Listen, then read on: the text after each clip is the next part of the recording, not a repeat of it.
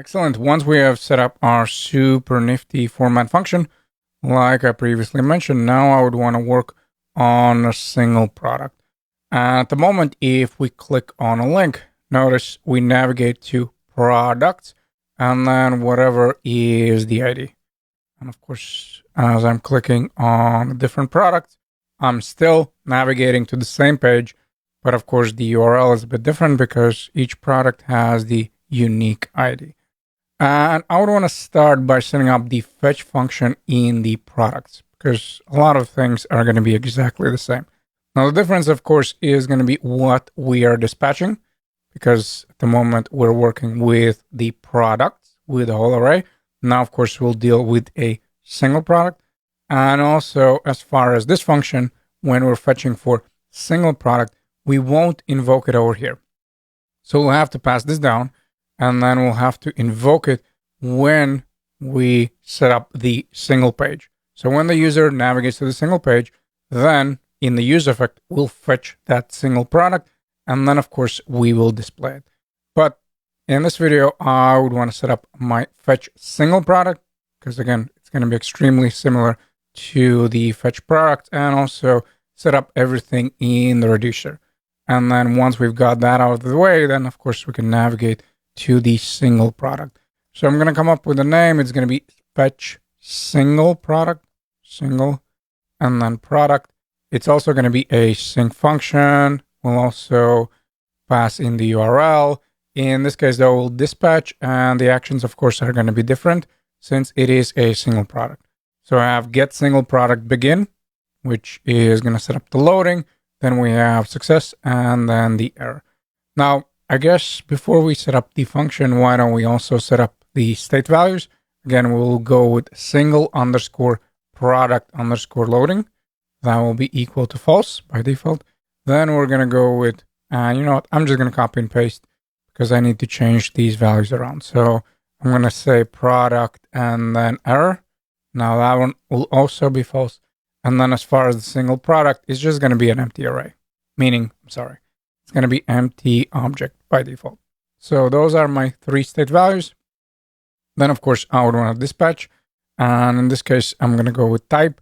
And as far as the types, if we take a look at the actions, and that's not over here, I'm actually looking for the actions. We'll see three actions. We have get single product begin, get single product success, and get single product error. So, of course, we are importing them in the product context as well as the product reducer. So, of course, now I would want to dispatch when I set up my fetch, the loading one. So we're going to go with get single product begin.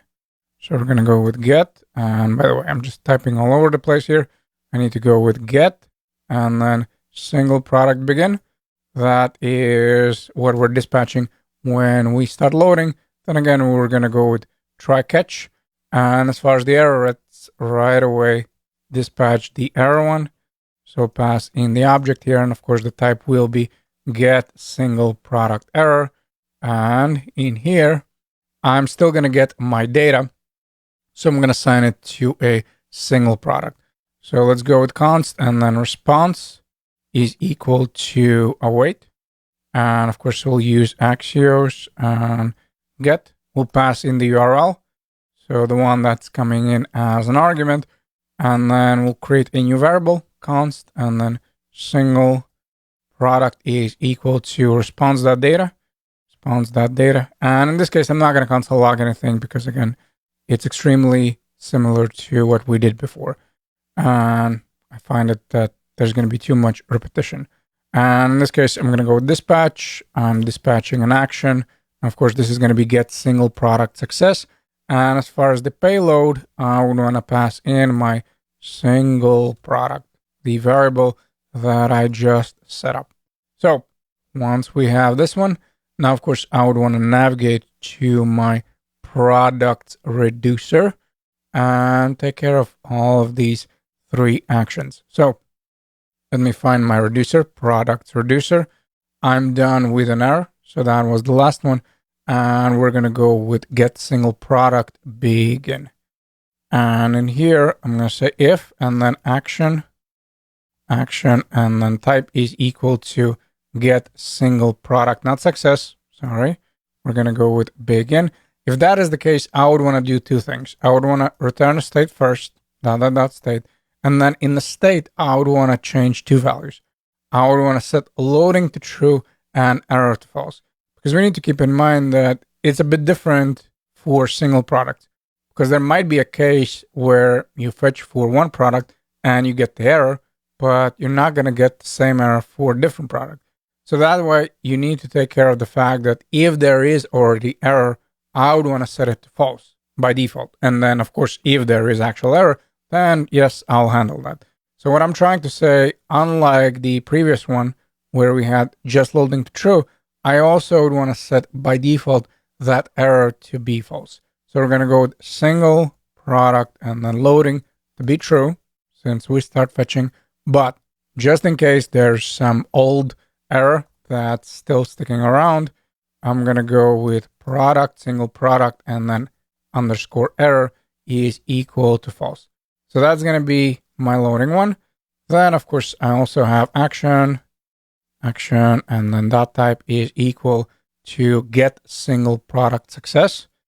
So we have this type of action. And in this case, again, we're returning a state, we return all the state properties. Then single product loading is going to be false, of course. And also I would want to set my single product equal to action payload. So single and then underscore product is equal to my action and then payload. Because remember, in the context we passed it in, correct? We've got this one, the get single product success. And as a payload, we passed in this single product. And I'm going to navigate back over here.